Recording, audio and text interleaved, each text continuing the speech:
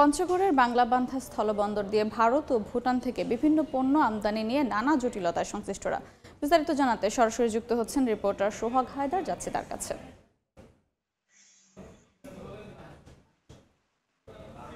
সড়কপথের চার দেশীয় স্থলবন্দর বলা হয় পঞ্চগড়ের বাংলাবান্ধা স্থলবন্দরকে। এই বন্দরটি বিগত দিনে আমরা দেখেছি যে নানা প্রতিবন্ধকতার শিকার হলেও কিন্তু আবারও ঘুরে দাঁড়ানোর চেষ্টা করছে। তবে ভারতের অভ্যন্তরে নানা প্রতিবন্ধকতার সৃষ্টি করায় কিন্তু সেখানকার কারণে কিন্তু আমরা দেখেছি এই বন্দরটি আবারও সমস্যার সম্মুখীন হচ্ছে। আমরা জেনেছি যে ভারতে বিভিন্নভাবে কিন্তু সেখানকার শ্রমিক সংশ্লিষ্ট যারা রয়েছে তারা কিন্তু ভুটানি যে সকল গাড়ি এই বন্দরে বাংলাদেশে প্রবেশ করছে সেগুলোতে বাধা সৃষ্টি করছে।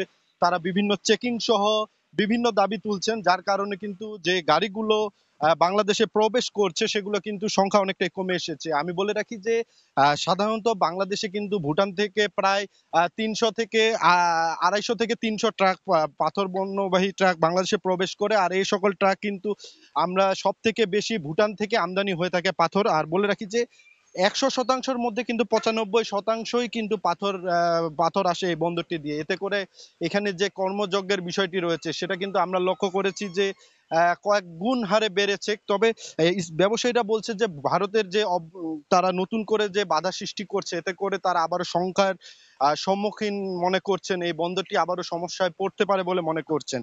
আমি জানিয়ে রাখি যে বন্দর কর্তৃপক্ষ বলছে যে এই বর্তমান আমদানি রপ্তানি কার্যক্রম যেটি রয়েছে সেটা কিন্তু স্বাভাবিক রয়েছে এবং স্বাভাবিক থাকার পাশাপাশি ভারত এবং ভুটান থেকে পণ্য আসলেও কিন্তু সব থেকে বেশি ভুটান থেকে পাথর আমদানি হচ্ছে। তো পঞ্চগড়ে বাংলাবান্ধা স্থলবন্দর থেকে ছিল আমার কাছে সর্বশেষ খবর। সরাসরি যুক্ত ছিলাম পঞ্চগড়ের বাংলাবান্ধা স্থলবন্দরে।